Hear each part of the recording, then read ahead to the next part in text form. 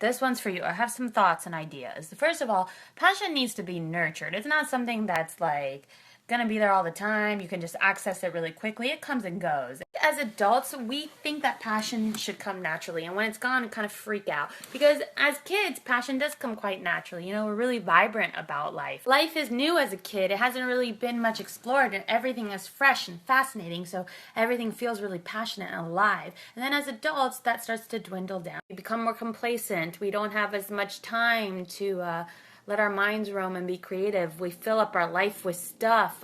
We get really busy. So we make our lives really busy. We pack in our lives. We feel like it has to be productive all the time. And this busyness actually destroys passion because you are exhausted. And it's hard to feel passion when you're exhausted. So what do? You go to sleep, and the next day is the same, and the next day is the same, and boom, you're living exactly the same life all the time. We cannot become complacent, no matter how hard it is to get up and push forward.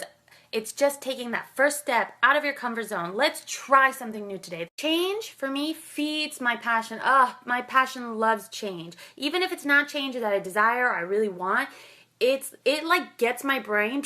Here's my example of that. When I was living in New York, I had to come and move to LA. I didn't really want to move to LA, and I thought, man, what a bummer. And I got here, and I felt passionless, bland, worthless, bleh. I was finding like I was becoming really complacent, right? I was like, well, I guess this is what it is now. This is my boring life. And then one day I woke up, I was like, this is not the way I'm going to live. I went to a couple yoga classes. I did not fall in love with it immediately. In fact, I was like, this sucks. And then I was like, you know what? Let me do a yoga teacher training. But I didn't really know what to do. And it wasn't like I was a yoga lover. I liked to dance. I was a dancer. But there wasn't any really dance classes that I liked or teachers that I liked. So I was like, okay, let's just try a yoga class. A little deeper. If I know more, maybe it'll spark something in my brain because I know that I like movement. So maybe there's something there. So I did the yoga teacher training and it was great. But again, I didn't fall in love. Still felt no passion. Still came home to my husband and was complaining and a little bit depressed. And then I was like, okay, stop. You have all this new knowledge. What are you going to do with it? In order to regain passion, I needed purpose. And I knew that for me, purpose was sharing my passions with other people. And my passion was movement. So what I decided to do was ask myself a very simple question. What would my yoga look like? If I did my own kind of yoga, what would that be? And boom, the passionate brain went, Foo! Thus, Yogance was born, and if you follow me on this Instagram thing, you know. All of that sparked by me getting my ass up and trying something I didn't even like yoga, but what I did was I stepped outside of my comfort zone. I listened to my instincts. I stopped making excuses, and I just went for every opportunity that came my way. Even if it didn't make sense at that moment, I knew that I needed change. I knew that I needed to feed my brain more knowledge, and I knew that I needed to just step out of my comfort zone and try something new. Tip number 2, simplify your life. Stop acting and being busy and filling your life up with all these to-do things.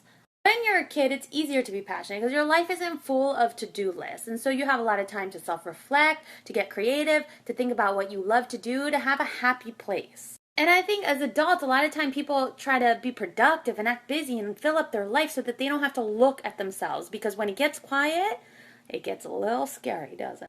The thing is, if you can't self-reflect, if you have no peace, no quiet, no inner peace, then there's no way you can even start thinking about your passions because you're just freaking out all the time. So great ideas occur in the marinating time, and you need to allow this marination time where you're just sitting in that juicy liquid feeling good, you know? But you can only marinate in that juicy ass liquid. Ooh, that sounds horrible. Ugh.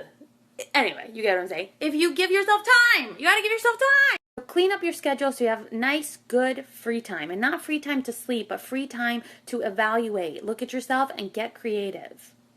And if you're that person who goes, I ain't got no free time, there is free time somewhere in your world. How about saying no to that person you always say yes to because you feel bad? How about that? And P.S. free time is not a waste of time, and it's not unproductive time. Having free time is so important, just as important as sleeping, working out, eating good. Again, example, when I came to LA from New York, I had tons of free time because I had no friends, I had no job, and that free time is what developed Yogance. What am I going to do with all this free time? I'm going to create.